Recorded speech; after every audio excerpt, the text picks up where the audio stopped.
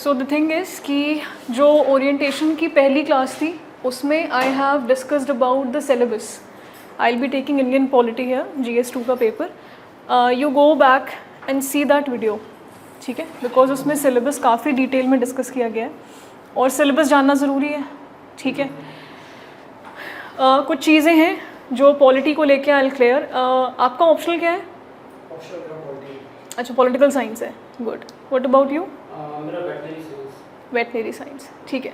So the thing is कि Indian polity की अगर हम GS पर्सपेक्टिव से बात करें, प्रीलिम्स पेपर 1 के पर्सपेक्टिव से, व्हाट हैपन्स इज़ नाउ अगर हम प्रीलिम्स का पेपर देखें तो what conclusion we can draw is कि आपका अगर कॉन्सेप्ट क्लियर है ना, आपके पॉलिटी के क्वेश्चंस रॉन्ग नहीं होंगे. And there are some set of chapters और टॉपिक्स इन इंडियन पॉलिटी जहाँ से क्वेश्चंस आते ही आते हैं. अगर आप प्रीवियस ईयर क्वेश्चन को एनालाइज करोगे तो जैसे आज जो पहली क्लास है we are starting with the preamble, basics of constitution and preamble, because preamble जो है वो कॉन्स्टिट्यूशन का as well as Indian polity का बेस बनाता है, फाउंडेशन बनाता है. इसी प्रियम्बल के ऊपर हमारी पूरी पॉलिटी चलेगी. एक एक वर्ड जो इस प्रियम्बल में मेंशन्ड है, हमारी पूरी पॉलिटी उस पर बेस्ड है, ठीक है. That's why I have plan to start Indian polity with this topic. तो आई वुड रिक्वेस्ट यू कि आप प्रीवियस ईयर क्वेश्चंस को देखिए, उसकी लैंग्वेज से आप फेमिलियर हो जाइए कि कैसे क्वेश्चंस आते हैं. एंड ऑल्सो आपको ये पता होना चाहिए कि कौन सा टॉपिक इम्पॉर्टेंट है, ठीक है. Conceptual topics, try and understand every conceptual topic polity के लिए. आई वुड से अगर आपको प्रीलिम्स क्लियर करना है, बिकॉज हर साल जो प्रीलिम्स का लेवल है वो हम देख रहे हैं काफ़ी डिफ़िकल्ट होता जा रहा है. ईजी क्वेश्चंस अब आ नहीं रहे हैं. कॉन्सेप्चुअल क्वेश्चंस अगर आपके क्लियर हैं तो आपके गलत नहीं होने वाले, ठीक है. Am I clear? Syllabus sir आप देख लेना जाके. Every day you have to remember the syllabus. अगर आपने भी स्टार्ट किया है प्रिपेयर करना? अच्छा, 1 साल हुआ है. ठीक है, ठीक है. तो आप तो सर आंसर राइटिंग कर रहे होंगे, है ना? तो you should also start with answer writing, ठीक है. वंस योर सिलेबस इज थोड़ा बहुत कंप्लीट जब हो जाए तो आप उसके बाद आंसर राइटिंग स्टार्ट कर देना, ठीक है. तो चलिए, now what exactly is preamble? Do we have any idea about this? Preamble है क्या? आई विल बी मैं ना प्रियम्बल के वर्ड्स को इंग्लिश में ही बोलूँगी, ठीक है. जैसे सेक्युलर तो मैं सेक्युलर ही बोलूँगी, बट हिंदी में एक्सप्लेन कर दूँगी मैं आपको, ठीक है. बाकी कोई डाउट हो तो आप मेरे से पूछ सकते हो. Okay. What exactly is preamble? Simplistic answer अगर हम देखें तो पूरे कॉन्स्टिट्यूशन का जो निचोड़ है, जो कंक्लूजन है, जो एसेंस है, वो हमें प्रियम्बल में मिलेगा, ठीक है. इंडियन कॉन्स्टिट्यूशन का प्रियम्बल को हमने डिराइव कहाँ से किया है? अच्छा, एक चीज़ और, हाँ, एक चीज़ और. पहले आज से 10 साल पहले जो सवाल होते थे वो होते थे what, why, sorry what, how, who and when, है ना. यही सवाल होते थे. अब सवाल सिर्फ हो गया है वाई एंड हाउ, ठीक है. Why are we required a preamble? Why are we sitting here in studying about preamble? हम यहाँ बैठ के इतना छोटा सा टॉपिक जिसको कि UPSC ने इतना इम्पोर्टेंट कर दिया है क्वेश्चंस पूछ पूछ के, हम इसके बारे में पढ़ क्यों रहे हैं? सेक्युलर, सोशलिस्ट और इंटीग्रिटी जो वर्ड है वो क्यों ऐड हुआ 1976 में? Was it actually required? अगर था तो 1950 में जब कॉन्स्टिट्यूशन इन्फोर्स हुआ उस समय इन 3 वर्ड्स को क्यों नहीं डाला गया? या इसको ऐसे रखें कि अगर सेक्युलर, सोशलिस्ट और इंटीग्रिटी वर्ड इम्पोर्टेंट था तो क्या हमारा देश 1976 के पहले सेक्युलर नहीं था? ये सवाल आना चाहिए हमारे मन में. This is how you should prepare. Analysis ऐसी करो, प्रिपरेशन ऐसी करो कि कहीं से भी घूम के सवाल आए. बिकॉज अब वो ये नहीं पूछ रहे हैं कि सेक्युलर ऐड कब हुआ, अब वो ये पूछेंगे क्यों हुआ, या देश 76 के पहले सेक्युलर था या नहीं था, और अगर नहीं था तो कैसे हुआ, और था तो क्यों ज़रूरत पड़ी हमें इस वर्ड को ऐड करने की, ठीक है. Basically in simplistic words I will put it like this कि preamble is an essence to the constitution. पूरे कॉन्स्टिट्यूशन का निचोड़ है preamble. if you understand preamble word by word, and also each and every word in this subject, in the subject of law, is very important.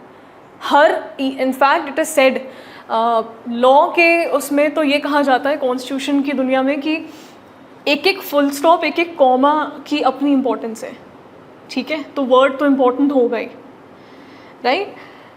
What will be doing अभी वो ये होगा कि हम प्रियम्बल को देखेंगे as it is, bits and pieces में I will be teaching you एक एक वर्ड की इम्पोर्टेंस क्या है and what does each and every word mean, we will be seeing that,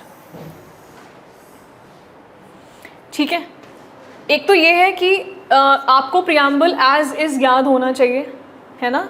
कई बार क्या होता है कि वो ईजी क्वेश्चंस पूछते हैं, और ईजी ऐसे हो सकते हैं वो सवाल जैसे कि they can ask you to arrange the words, arrange the characters that are there in the preamble, है ना? वो कहेंगे कि आप असेंडिंग ऑर्डर में या फर्स्ट टू लास्ट आप इसको अरेंज कर दो कि पहले सेक्युलर है या पहले सोशलिस्ट है, पहले डेमोक्रेटिक है या पहले रिपब्लिक है। तो ऐसे भी फैक्चुअल क्वेश्चंस के लिए आपको याद करना पड़ेगा। I will read the preamble once for you. So our preamble reads as, we the people of India having solemnly resolved to constitute India into a sovereign, socialist, secular, democratic republic, and to secure to all its citizens justice, social, economic and political, liberty of thought, expression, belief and faith, equality of status and of opportunity, and to promote among them all fraternity, assuring the dignity of the individual and the unity and integrity of the nation. In our Constituent Assembly, this 26th day of November 1949, do hereby adopt, enact and give to ourselves this Constitution.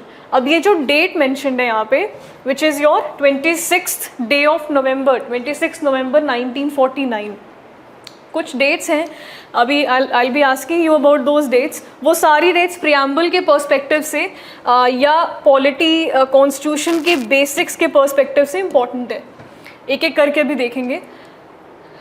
एक चीज़ और है, just a second, या we have read the preamble, है ना? यहाँ पे आप देखोगे कि the characters, the main characters of preamble, जो मेन कैरेक्टर्स हैं, जो वर्ड्स हैं प्रियम्बल में जिनकी इम्पोर्टेंस है, उनको मैंने स्टार मार्क किया हुआ है, if you can see. Now star mark इसलिए बिकॉज ये वर्ड्स वो हैं जो बाद में ऐड हुए हैं, ओरिजिनल प्रियम्बल में ये वर्ड्स नहीं थे ड्यूरिंग 1950 जब कॉन्स्टिट्यूशन हमारा एनफोर्स हुआ था, ठीक है? चलो नाउ बिट्स एंड पीसेस में पढ़ेंगे। So first line says, we the people of India. इसका मतलब क्या है? We the people of India का मतलब क्या है? Power in the hand of people. हमारे हाथ में है पावर आज की डेट में, हाँ? बट एज ए डेमोक्रेसी है तो रिप्रेजेंटेटिव तो हमें इलेक्ट करेंगे, वोटिंग पावर तो हमारे, वोटिंग पावर हमारे, तो पावर तो हमारे है, ओके, रिप्रेजेंटेटिव ना हमें भेजना, right? But if I ask you, do we have the direct power in our hands? नहीं, क्योंकि इनडायरेक्ट डेमोक्रेसी है, डायरेक्ट डेमोक्रेसी में उसका पावर डायरेक्ट नहीं। अच्छा, we have copied this preamble from the United States of America, ठीक है? Obviously वहाँ पे we the people of USA है, हम we the people of India हैं, है ना? And if I ask you what we the people का सिग्निफिकेंस है, what is the source of power? What is the source of power? ये बहुत important question है, प्रीवियस ईयर क्वेश्चन है prelims का। सोर्स ऑफ पावर हमने कहाँ से डिराइव किया? हमें पावर मिली कहाँ से? प्रियम्बल को या कॉन्स्टिट्यूशन को पावर मिली कहाँ से?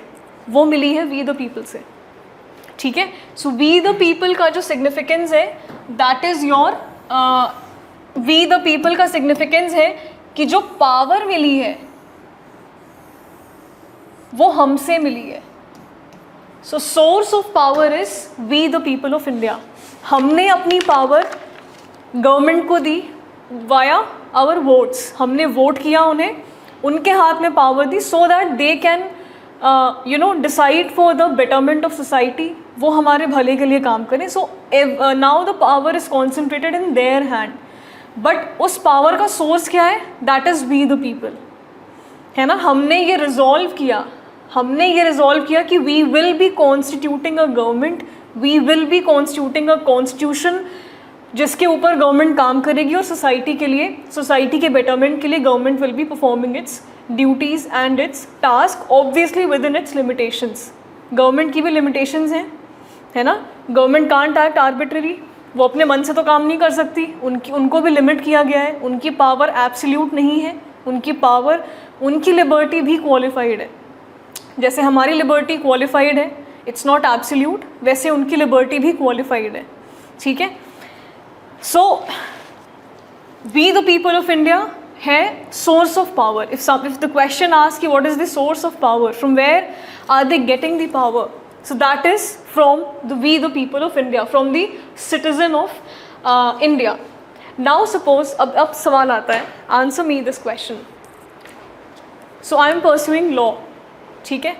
I have studied the Constitution of India. आप लोग भी Constitution पढ़ रहे हो. और let's say एक सुप्रीम कोर्ट के लॉयर हैं, ठीक है, CJI हैं या लॉयर हैं, किसी को भी ले लो. He has studied the Constitution. उनकी तो एक्सपर्टीज़ है. He might have written several books on Constitution. Now, if I ask you a question, कि can he write another Constitution? क्योंकि वो तो जानकार है, वो तो knowledgeable है. He knows everything about the law. Can he write another Constitution?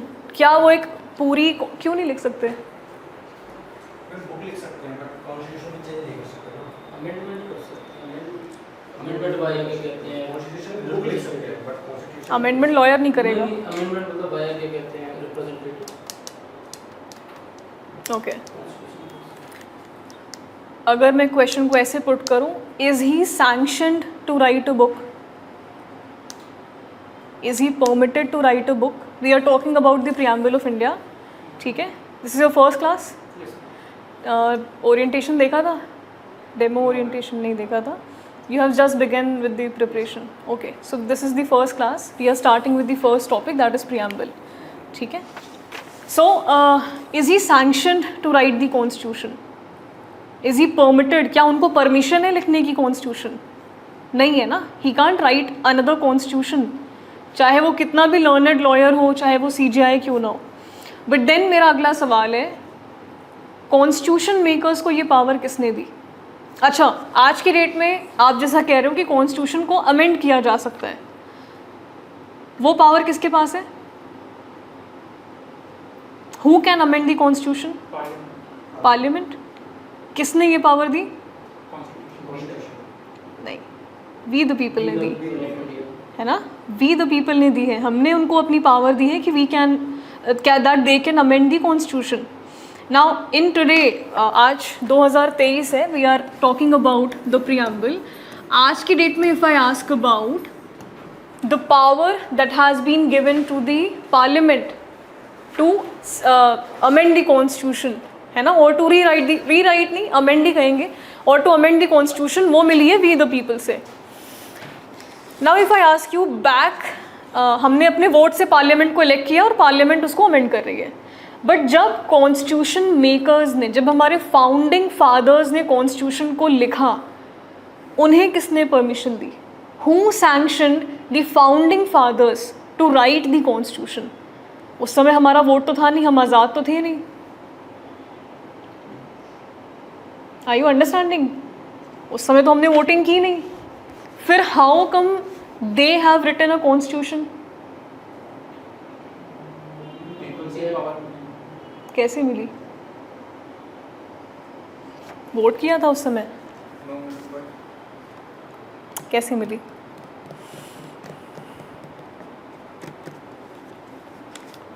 जो फाउंडिंग फादर्स थे, if I talk about B.R. Ambedkar. Who gave him this power that he can write the constitution? Who gave Jawaharlal Nehru this power कि वो objective resolution को draft करें? उनको कहाँ से power मिली? उस समय तो पीपल ऑफ इंडिया कोई कॉन्सेप्ट था ही नहीं, उस समय तो वोटिंग सिस्टम नहीं था, ना ही हम आज़ाद हुए थे.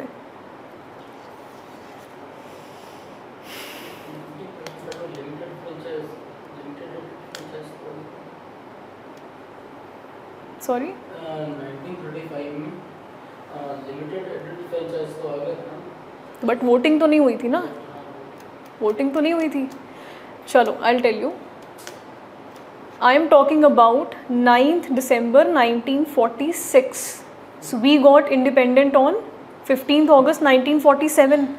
And this thing happened, जो ये चल रहा है constitution makers ने जो किया, that happened on 9 December 1946, जबकि हम आज़ाद नहीं हुए थे. So who gave the constitution makers the power to write the constitution? That was second cabinet mission plan. ठीक है? That was second cabinet mission plan. Second cabinet mission plan gave the founding fathers the power. उसमें एक provision था कि yes, so and so committee, so and so group of people, they are allowed to write the constitution, to draft the constitution. ये बहुत important answer है. You should make a note of this. ठीक है. Second cabinet mission plan ने इनको permit किया, इनको sanction दिया. परमिट और सैंक्शन एंड सोर्स, ये 3 वर्ड्स अभी तक हमने सीखा है. ये 3 words are the important words. Source हमने देखा, we the people of India. Permit and sanction 2023 में पीपल ऑफ इंडिया से मिल रहा है टू द पार्लियामेंट कि वो अमेंड कर सकते हैं. But if I ask about the founding fathers कि उनको किसने परमिट किया कॉन्स्टिट्यूशन लिखने के लिए, सेकेंड कैबिनेट मिशन प्लान ने उनको परमिट किया that they can draft a constitution, they can write a constitution. ठीक है, क्लियर है यहाँ तक? ये कितने वर्ड्स होंगे? ये 6-7 वर्ड्स होंगे. इसमें इतना सारा कॉन्सेप्ट आ गया है ना. This is how we should study. ठीक है, इसी तरीके से एनालिसिस करके पढ़ना होगा.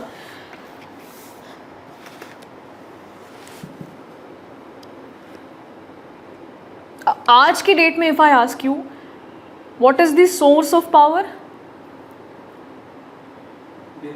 We the people. Who is giving the sanction to the parliament? Who is giving the permission to the parliament to amend the constitution? We the people. Because अब vote कर रहे हैं हम, we are electing them, है ना. But back before independence ये कोई ऐसा कॉन्सेप्ट नहीं था. सो यहाँ तक क्लियर है? ठीक है.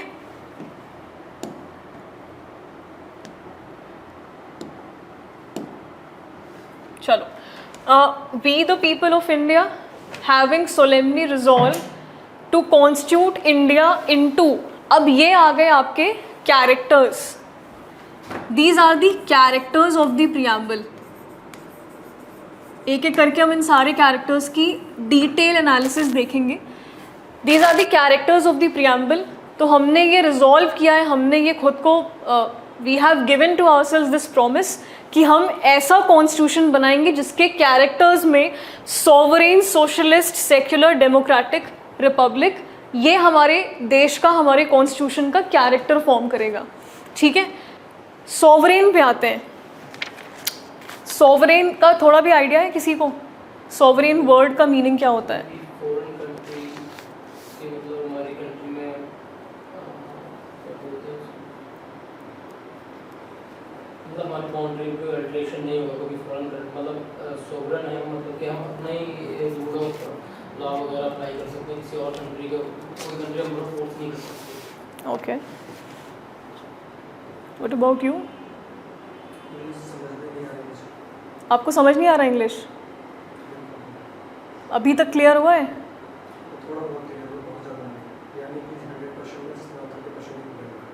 अच्छा, तो you should stop me and ask ना. आप मुझे रोक के वहीं पूछो. ठीक है. तो क्या क्लियर नहीं हुआ है आप ये बताओ. नहीं, आपने डेट्स क्लियर हो गई आपको? वो क्लियर है. यहाँ से बताऊँ मैं, ये यहाँ से शुरू करूँ ना. ये क्लियर हुआ ना कि 1946 के पहले उनको किसने पावर दी, ये क्लियर हो गया। वी द पीपल आज की डेट में पावर दे रहा है, उस समय सेकेंड कैबिनेट मिशन प्लान में ये क्लियर स्टेट किया गया था कि जो फाउंडिंग फादर्स हैं उनको ये पावर दी जा रही है कि वो कॉन्स्टिट्यूशन को लिख सकते हैं, वो कॉन्स्टिट्यूशन को ड्राफ्ट करेंगे। ठीक है, उस समय हम लोग नहीं थे, ना हमारा वोटिंग सिस्टम चालू था, ना हम वोट करके कोई सरकार बना रहे थे कि हाँ ये 4 लोग होंगे जो कॉन्स्टिट्यूशन को लिखेंगे। It was second cabinet mission plan जिसने कि फाउंडिंग फादर्स को, जिन्होंने कॉन्स्टिट्यूशन को जन्म दिया, जिन्होंने कॉन्स्टिट्यूशन को लिखा है, उनको पावर मिली है सेकेंड कैबिनेट मिशन प्लान से।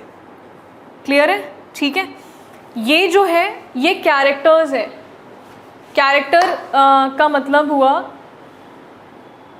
आइडियल्स, कह लो। आइडियल समझ में आता है? हाँ, नेचर भी कह सकते हो, या जो मेन मतलब इसको ध्यान में रख के कॉन्स्टिट्यूशन को मतलब देखो, देर आर दीज 5 कैरेक्टर, ये 5 कैरेक्टर है और आगे हम देखेंगे 3 एम्स हैं। एम मतलब गोल, ठीक है, एम होता है ना हर किसी का, तो कॉन्स्टिट्यूशन का आगे गोल भी है which is equality, justice, fraternity. ठीक है, तो आप अगर हिंदी मीडियम से पढ़ रहे हो तो आपने प्रियम्बल इंग्लिश में रीड किया है या पूरा हिंदी में रीड किया है? हिंदी मीडियम है, पूरा हिंदी मीडियम है। बिल्कुल हिंदी मीडियम था और फर्स्ट चैप्टर में क्लास में था। ओके, इंग्लिश मीडियम से ले रहा हूँ। प्रीवियस ईयर मेरा जो भी था 20 प्लस, मतलब जो भी था बस स्टार्टिंग से स्कूलिंग में उसको भी सारी चीज़ें तो हिंदी मीडियम से। अच्छा, ओके। यहाँ पे भी मैं प्रिपरेशन भी किया था तो भी हिंदी मीडियम से। देखो, बाइलिंगुअल का मतलब ये होता है ना कि मैं इनको तो मैं इंग्लिश में ही बोलूँगी बट मैं इनको एक्सप्लेन हिंदी में करूँगी, तो मैं इस वर्ड को इंग्लिश में ही बोलूँगी। मतलब अगर ये सेक्युलर है तो मैं सेक्युलर ही बोलूँगी, डेमोक्रेसी है तो मैं डेमोक्रेसी ही बोलूँगी। थोड़ा सा टाइम लगेगा, 4-6 दिन का। हाँ, फिर समझ में आ जाएगा। फिर आपको समझ में आएगा। ठीक है, वैसे तो आई होप कि आपको इंग्लिश बोलने में या सुनने में प्रॉब्लम नहीं होगी। बोलने और सुनने में प्रॉब्लम नहीं है, यहाँ पे क्या एक्सप्लेन करने में प्रॉब्लम है कि हाँ मैं बोल सकता हूँ, मैं काम कर सकता हूँ, या मैं सामने वाले की लैंग्वेज समझ सकता हूँ, बट रीजन यहाँ पे है बैकग्राउंड में हिंदी मीडियम तो डायरेक्टली आई अंडरस्टैंड। हाँ, वो चीज़ें होती हैं, हेजिटेट करते हैं। ठीक है, आई एम गेटिंग दिस। आप आज पहली बार आ रहे हो यहाँ पे? नहीं, इसके पहले मैंने क्लास लिया था, बट क्या था उनका जो एक्सप्लेनेशन था वो हिंदी में था, टोटली हिंदी में था। मैंने अपनी क्लास मिस किया था। ओके, क्लास के बाद मैंने साइंस की क्लास में था, साइंस के बाद इकोनॉमिक्स की थी और IR थी। तो ये जो क्लासेस थी इनका मतलब पूरा डिबेट जो था पूरा हिंदी में। ओके। तो सी आई वुड सजेस्ट, मैं ये बोलूँगी कि आप if you are taking this class, आप एक काम करो, आपको एटलीस्ट इतना पता होना चाहिए कि हम किस वर्ड के बारे में बात कर रहे हैं। ठीक है, least you can do is this. या आप एक काम करें कि आप प्रियम्बल को खोल के बैठो अपने फ़ोन में या कहीं पे, सो दैट जब मैं एक एक वर्ड पे आ रही हूँ, अभी मैं इसको हिंदी में ही समझाने वाली हूँ, बट ये वर्ड मैं हिंदी में नहीं बोल सकती ना, फिर इनके लिए प्रॉब्लम हो जाएगी। 1 वीक का टाइम लगेगा। हाँ, आप समझ जाओगे। ठीक है, अभी जब मैं हो जाएगा सर। हाँ, जब मैं मीनिंग समझाऊंगी ना अभी, तो वो आपको क्लियर हो जाएगा। अभी वो हिंदी पढ़ता हूँ डायरेक्टली, आई वो तो होगा, आई अंडरस्टैंड दैट। हाँ, मैं भी हिंदी मीडियम से पढ़ा है। अच्छा, प्लस टू तक हिंदी मीडियम के बाद मैंने अपना ओके, ठीक है। You are from English medium ना? ठीक है। चलो, तो सॉवरेन का मतलब ये होता है कि जैसे ये हमारी कंट्री है इंडिया, सिंपल टर्म्स में अगर हम बोलें तो सॉवरेन का मतलब हुआ कि आउटसाइड इन्फ्लुएंस, एक्सटर्नल इन्फ्लुएंस जो है वो इंडिया पे नहीं होगा। कोई बाहर का देश इंडिया को इन्फ्लुएंस नहीं कर सकता। इंडिया इंडिपेंडेंट है, इंडिया आज़ाद है, हमारा देश आज़ाद है। कोई बाहर का देश आके हमें नहीं बता सकता कि भाई तुम ये करो या तुम वो करो। ठीक है, we are free from any kind of external influence. हम फ्री हैं, हम आज़ाद हैं, हम अपने देश को जैसे चलाना चाहें वैसे चला सकते हैं। ठीक है, दिस इज़ द बेसिक, ये बेसिक मतलब होता है सॉवरेन का। अब मेरा एक सवाल है, यहाँ तक क्लियर हुआ? एक्सटर्नल इन्फ्लुएंस, कोई बाहरी देश हमें आके नहीं बोलेगा कि तुम ये करो तुम वो करो। अब तो हम आज़ाद हैं, है ना? अब मेरा सवाल है, India is a member of United Nations, India is a member of SAARC countries, India is a member of BIMSTEC, Commonwealth, UN तो बोलता है, सपोज यूएन अगर कह देता है किसी दिन यूनाइटेड नेशंस कि तुम अपनी आर्मी भेजो पीस कीपिंग फोर्स के लिए, या हमें एनवायरनमेंट के ऊपर कई चीज़ें चल रही हैं जो कि हर देश को मानना पड़ता है, ठीक है, तो हम आज़ाद कैसे हुए जब वो हमें डायरेक्ट कर रहा है, जब हम मेंबर हैं किसी क्या कई सारे इंटरनेशनल एग्रीमेंट्स के हम मेंबर हैं। हमेशा हम न्यूज़ में देखते हैं मोदी जी आज यहाँ गए, कल वहाँ गए, G20 हो रहा है अभी। यूएन, स्पेशली यूएन जो है, यूनाइटेड नेशंस जो है, वो हमें बताता है सपोज कि we need your army for peace keeping forces. How are we independent? हम आज़ाद कैसे कहलाए जब वो हमें कह रहा है और हमें करना भी पड़ता है। कई बार ऐसा होता है कि जैसे स्पेशली अगर हम एनवायरनमेंट बायोडाइवर्सिटी के केस की बात करें, कई ऐसे एग्रीमेंट्स हैं, कई ऐसे ट्रीटीज़ हैं जहाँ पे बाइंड करना पड़ता है, तो सॉवरेन कैसे हुए हम?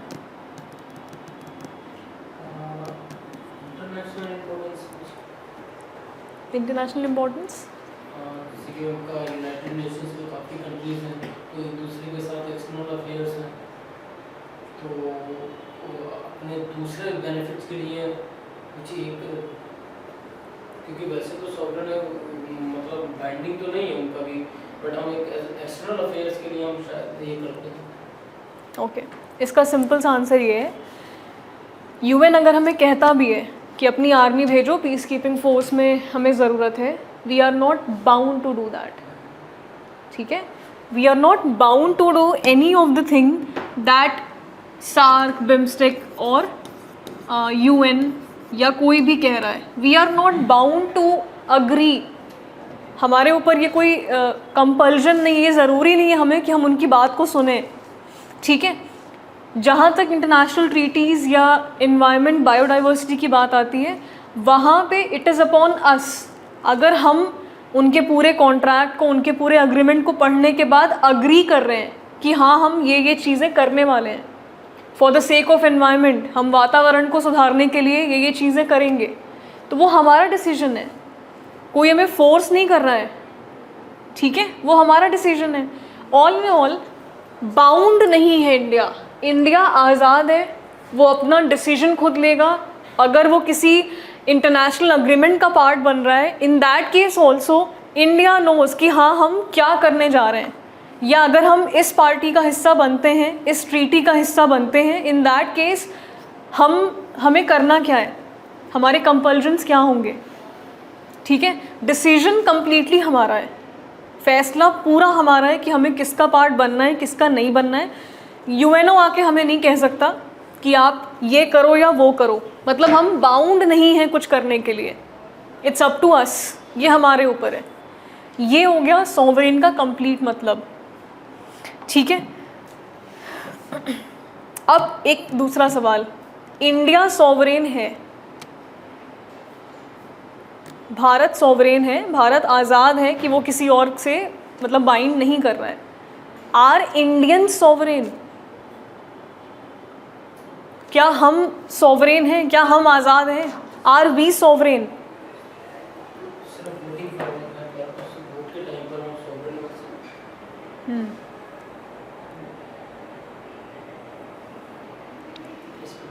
We are sovereign? Are we independent to do anything? Fundamental rights दिए हुए ना, उसके अलावा भी हमारे पास लाइक गवर्नमेंट को बाउंड करने के लिए भी पावर दी हुई है, कुछ भी करने से। वो हमारे हाथ में नहीं है ना, गवर्नमेंट तो बाइंडेड है because of the constitution of India, because of the fundamental law of land. Ultimately हर कोई संविधान के हिसाब से चल रहा है, सबके मौलिक अधिकार हैं, सबको जो मिले हुए हैं, ठीक है। बट संविधान में, कॉन्स्टिट्यूशन में ये भी मेंशन्ड है कि यू बीइंग अ सिटीज़न आप क्या कर सकते हो, क्या नहीं, ठीक है। गवर्नमेंट बीइंग इन पावर, सरकार क्या कर सकती है, क्या नहीं, विच मीन्स कि हम सॉवरेन नहीं है। वी आर नॉट सॉवरेन, हमारे जो राइट्स हैं वो क्वालिफाइड हैं, वो एब्सोल्यूट नहीं है, ठीक है। अगर एब्सोल्यूट होते, अगर हम सॉवरेन होते तो कोई भी क्रिमिनल नहीं होता, फिर तो वो कुछ भी कर रहा है यार, है ना। फिर तो कोई भी किसी को गोली मार देगा, आपको कोई रोकेगा नहीं, ठीक है। अगर if you are talking about fundamental rights, if you are talking about the constitution of India, everything is explicitly mentioned. आप क्या कर सकते हो क्या नहीं, सरकार क्या कर सकती है क्या नहीं, सबके पावर्स लिमिटेड हैं, सबके रोल्स डिफाइंड हैं, सबकी ड्यूटीज़ मेंशन्ड हैं, है ना। तो we being Indians are not sovereign, India sovereign है,